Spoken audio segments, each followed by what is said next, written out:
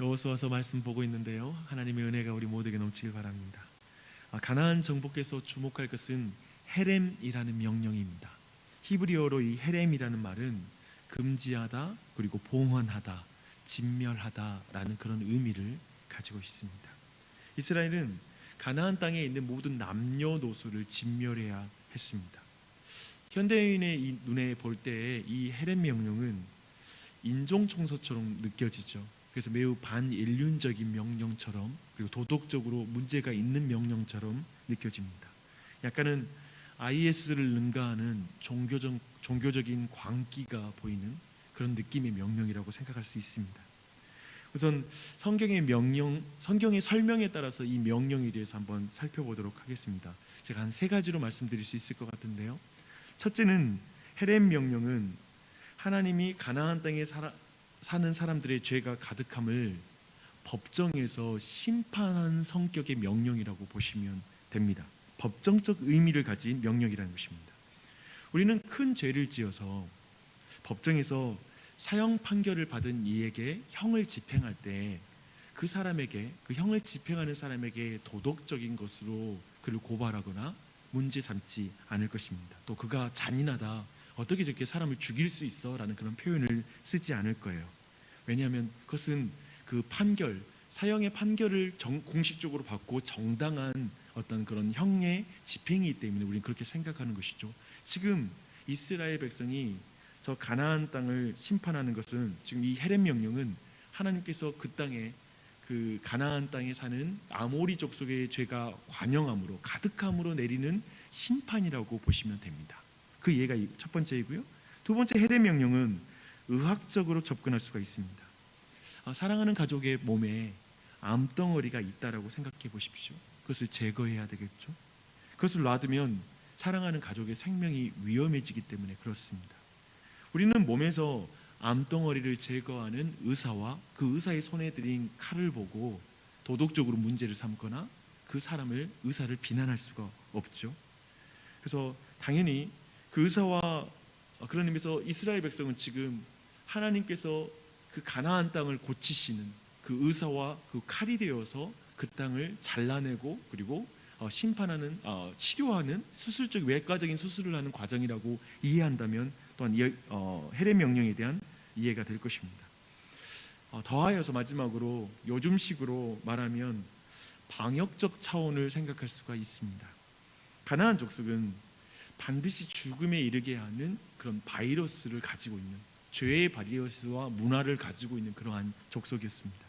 이스라엘이 그곳에 하나님의 나라를 세우려면 반드시 그 땅에서 가나안 족속을 몰아내야 했습니다.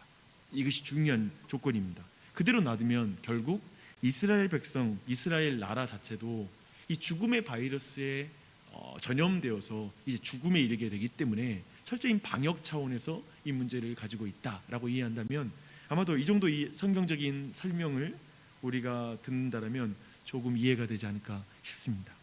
마지막으로, 그래도 어린 것들이 무슨 죄인가 정도의 질문이 남을 수 있습니다. 더하여 그 중에 착한 사람, 혹시 회개하고 싶은 사람 있을 수 있는데 그 사람들은 어떻게 합니까? 라고 질문할 수 있는데요, 제가 그것에 대해서는 어제 교회 전체 카톡방에다가 제가 그와 관련된 내용을 올렸습니다. 9장과 10장의 내용을 보면요, 기브온 주민에 대한 글이 나옵니다. 가나안 주민 중에 기브온 주민이 있었는데요, 그들은 이스라엘과 화친하려고 나옵니다. 거짓말을 한 것은 문제가 되지만 여튼 그들과 화친하려고 해요. 성경은 그들의 행위를 11장 19절에서 이렇게 설명합니다. 기브온 주민 히위 족속 외에는 이스라엘 자손과 화친한 성읍이 하나도 없었다라고 이렇게 말합니다. 이것을 통해서 성경 분명히 말합니다. 가나안 정복 전쟁, 헤렘 전쟁 중에도 구원의 길은 열려 있었던 것입니다. 그리고 특별히 멸망당한 모든 가나안 족속은 구원의 길이 있음에도, 즉 기브온 주민이 구원받는 것을 봄에도 불구하고 하나님께 더 이상 이스라엘에게 나아오는 그런 족속은 없었던 거예요. 명백하게 이 당시에 한 가족 단위 그리고 민족 단위에서 부모와 아이들은 묶여 있었거든요. 그래서 부모의 결정이 꼭 그 가족 전체의 결정이 되는 것이죠. 그런 의미로 봤을 때 아이들까지 심판당한 면들도 사실은 부모들이 철저히 그 대표성을 가지고 철저히 하나님의 구원의 길을 거절했기 때문에 당하는 심판으로 우리는 이해할 수가 있습니다. 이 정도 되면 이 헤렘 전쟁에 대한 어떤 전체적으로 우리 안에 가지고 있는 오해들을 풀 수는 있을 것 같습니다. 근데 그런 측면에서 이 가나안 정복 전쟁은 매우 독특한 전쟁입니다. 즉 성전이라고 불립니다. 거룩한 전쟁이라고 이렇게 불리기도 해요. 하나님의 전쟁이라고 불리기도 합니다. 왜냐하면 하나님의 이런 심판이 행해지는 전쟁이기 때문에 아주 독특한 전쟁의 개념을 가지고 있습니다. 주의하실 것은 이렇게 성경에서 성전으로 부르는 것 외에 오늘날에 일어난 어떤 전쟁에 성전이라는 이름을 함부로 붙여서는 안 됩니다. 굉장히 주의해야 됩니다. 여하튼 이런 독특한 특징, 이 전쟁의 특징을 감안할 때 이스라엘은 오직 하나님의 대리자로서 하나님의 말씀에 철저히 순종함으로 이 전쟁을 치러야 됩니다. 이게 굉장히 독특해요. 그래서 이런 독특한 특징 때문에 이 전쟁에서는 객관적으로 전쟁 능력은 별로 중요하지가 않습니다. 여리고성을 처음 정복할 때 전체 이 전쟁에 대한 성격이 규정되거든요. 그러니까 이스라엘 백성이 하는 일이 없잖아요. 전쟁에서 그냥 순종해서 그 성을 돌 뿐이죠. 이것이 이 전체 전쟁에 대한 규정을 해주고 있습니다. 여호와의 전쟁은 군사의 숫자와 무기로 하는 것이 아니라 하나님의 말씀에 순종함으로 행하는 것이다 라는 것들을, 그리고 하나님께서 앞서 싸우신다 라는 것들을 분명하게 보여주는 성격입니다. 그래서 오늘날 우리에게 주어지는 싸움, 영적인 싸움도 동일한 원리를 따라갑니다. 이렇게 독특한 성전에서 하나님이 이스라엘에게 요구하는 건 분명합니다. 그 요구는 오늘 통독 본문이 이제 13장부터 21장인데요. 땅 분배와 관련된 말씀입니다. 근데 이 통독 분량이 이제 올해 우리가 보는 통독 분량 중에 가장 내용이 많아요. 각 지파별로 어떻게 땅이 분배되었는지 그 땅 이름, 지명이 가득 나오는데요. 대한민국에 사는 우리 모두에게는 굉장히 따분하기 그지없는, 그래서 전혀 현실 감각도 없고 무슨 말인지 좀 재미없는 부분이기도 합니다. 하지만 아브라함에게 약속하셨던 언약이 그대로 성취되는 것을 우리가 염두에 둘 때, 이게 지금 수백 년 동안에 주어졌던 언약이 드디어 이루어진다는 것을 생각하면서 볼 때 좀 더 우리에게 와닿는 내용이 됩니다. 제가 너무 감동해서 영화를 보고 나서 자리를 뜨지 못하고 끝까지, 마지막에 이제 만든 사람들까지 끝까지 본 영화가 하나 있습니다. 쉰들러의 리스트라는 그 영화입니다. 그 보고 나서 일어설 수가 없어요. 도대체 이 영화를 만든 사람 하나하나의 이름까지도 고맙고, 그런 생각이 들 정도로 고마웠습니다. 마치 우리가 끝까지 남아서 그 영화를 만든 그 사람에게 고마움을 느끼고 마지막 타이틀까지 끝까지 보는 그것처럼, 약간의 지금 이 하나하나의 이름 볼 때 아브라함의 언약이 드디어 이렇게 성취되는구나 라는 마음으로 이 모든 걸 보면 굉장히 이 내용이 조금은 와닿습니다. 그런데 이 내용을 쭉 보다 보면, 오늘 여러분이 통독할 때 보다 보면 인상 깊은 대조가 나옵니다. 근데 그 대조가 이스라엘 백성에게 이 전쟁에서 요구하는 게 뭔지가 명확히 드러나는 그런 대조입니다. 그 대조는 갈렙과 요셉 지파의 대조입니다. 요단 서편 땅 분배에서 제일 먼저 등장하는 것이 유다 지파에 대한 땅 분배가 나오거든요. 근데 유다 지파 땅 분배 전에 갈렙을 등장시키고 있습니다. 성경은 좀 의도적인 것 같아요. 이제 모든 땅 분배와 이 정복 전쟁에서 갈렙을 가장 먼저 앞세워서 모델을 보여주는 것 같아요. 이와 같아야 된다라는 것이죠. 갈렙은 길갈에 있는 여호수아에게 나와서 45년 전에 12정탐꾼 보고 때의 일을 상기시킵니다. 이렇게 역사를 상기시키면 일반적인 사람들은 특권을 요구하기 위해서 역사를 상기시키거든요. 예전에 내가 이렇게 했잖아 라는 식이죠. 그렇죠? 그러니까 이거 해줘, 내가 원하는 걸 요구하는 것입니다. 근데 갈렙의 요구가 좀 다릅니다. 그는 평지가 아니라 산지를 요구합니다. 그냥 산지가 아니에요. 여호와께서 말씀하신 이 산지를 내게 주소서라고 말합니다. 여호와께서 내게 말씀하신, 그는 45년 전에 그가 밟은 땅을 기업으로 주시겠다고 하셨던 약속의 말씀을 모세에게 들었던 것을 그대로 말합니다. 잊지 않고 있어요. 이 말은 갈렙이 이제 나이가 85세가 됐거든요. 85세를 어떻게 살아왔는지를 보여주는 거예요. 그가 그의 인생을 어떻게 살아왔는지. 하나님 말씀 붙잡고 산 거예요. 하나님 말씀대로 될 거고 하나님 말씀대로 하나님이 나 지금까지 살려주셨다고 말해요. 그러면서 하나님이 말씀하신 땅을 달라고 요구합니다. 그렇게 말하면서 뭐라냐면, 그렇게 이 산지를 내게 주면 여호와의 말씀하신 대로 내가 그들 쫓아낼 것입니다 라고 이렇게 말을 해요. 우리는 이것을 갈렙의 용기라고 말하지 않고 갈렙의 믿음이라고 부릅니다. 이것이 믿음입니다. 이것을 우리는 긍정적이며 적극적인 삶의 표본이라고 말하지 아니하고 여호와를 온전히 쫓는 사람이라고 부릅니다. 기억하십시오. 그런데 갈렙이 구한 곳, 이 헤브론 산지는 아마도 이스라엘 전체 땅에서, 그 가나안 땅에서 가장 견고한 성읍이 있는 그런 땅이었던 것으로 보입니다.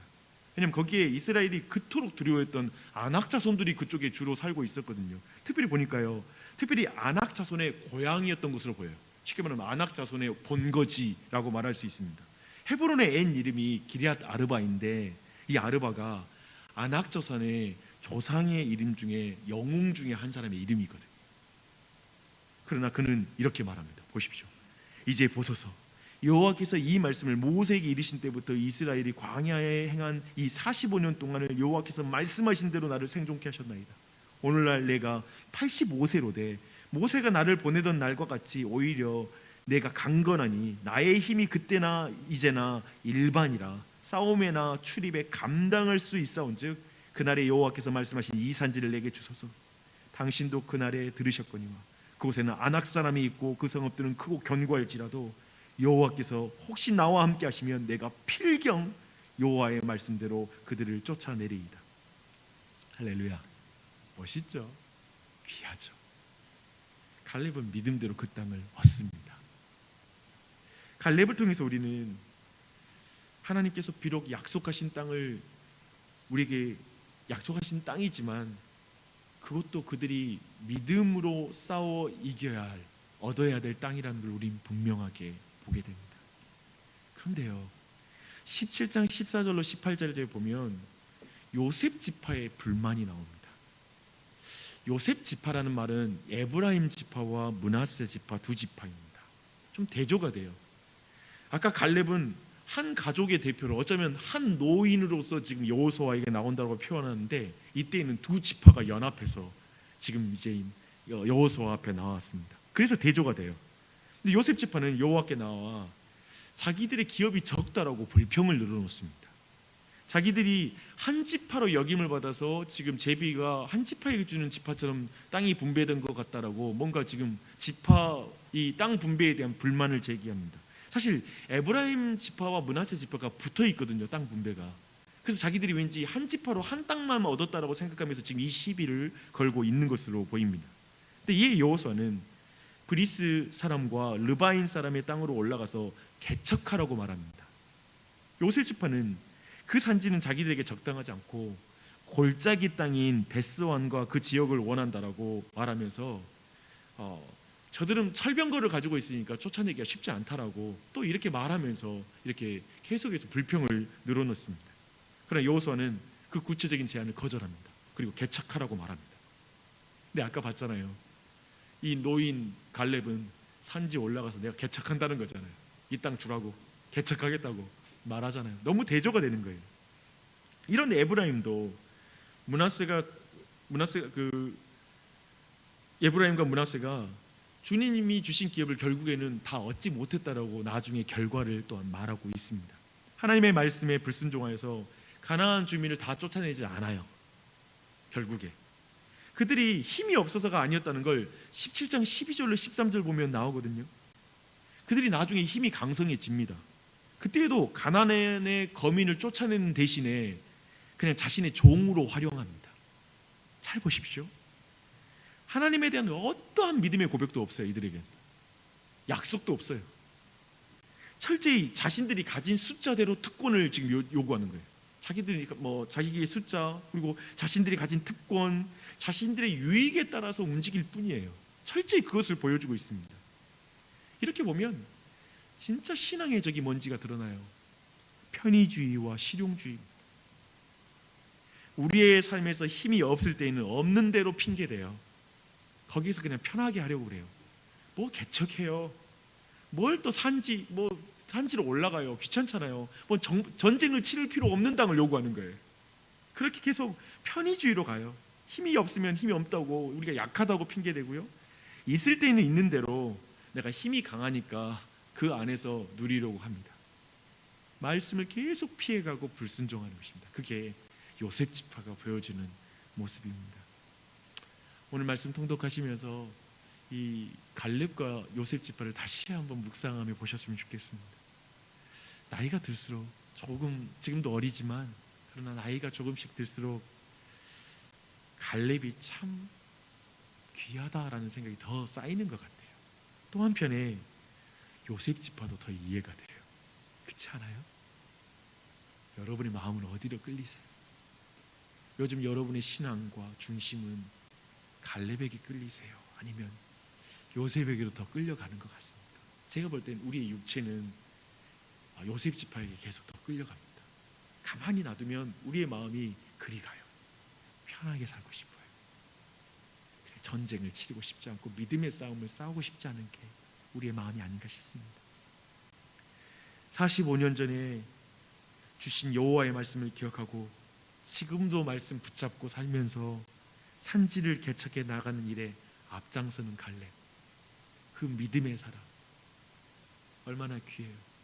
교회에서도 찬찬히 보니까 믿음의 어른이 그렇게 귀하고 중요해요. 누군가 젊은 세대 그리고 다음 세대의 믿음이 약해서 현실의 어떤 정만 보면서 아무도 나서지 못할 때 믿음으로 가야지, 하나님 의지하고 가야지 하고 나아가는 그런 믿음의 선배들이, 그리고 그런 고백들이 얼마나 귀한지 몰라요. 목사가 말하는 거 별로 힘이 없더라고요. 목사는 그냥 저게 직업이니까, 목사는 그냥 원래 저러니까라고 생각하더라고요. 그래서 교인들 안에 특별히 가까운 어떤 똑같은 조건에 있는데 그렇게 믿음으로 나아가는 사람, 나이가 85세가 됐어. 자기가 볼 때 나보다 더 건강하지도 않고 더 조건이 안 좋으는데 믿음으로 담대하게 나아가는 그런 사람이 교회에는 얼마나 귀한지 몰라요. 근데 그런 모습을 보이고 있죠. 이 나이가 많은 이 선배가 얼마나 아름다운지 몰라요. 근데 요셉 지파는 계속 불평해요. 천천히 보면 요셉 지파는 되게 강한 지파 중에 하나거든요. 에브라임 지파는 나중에 북이스라엘의 주도적인 그런 지파입니다. 워낙 숫자가 많기 때문에. 그런데 계속 불평해. 특권을 요구해요. 우리 숫자 많잖아. 대세와 여론으로 뭔가를 끌어가려고 하는 경향성을 보여요. 스스로 개척해서 싸울 마음도 없는 거예요.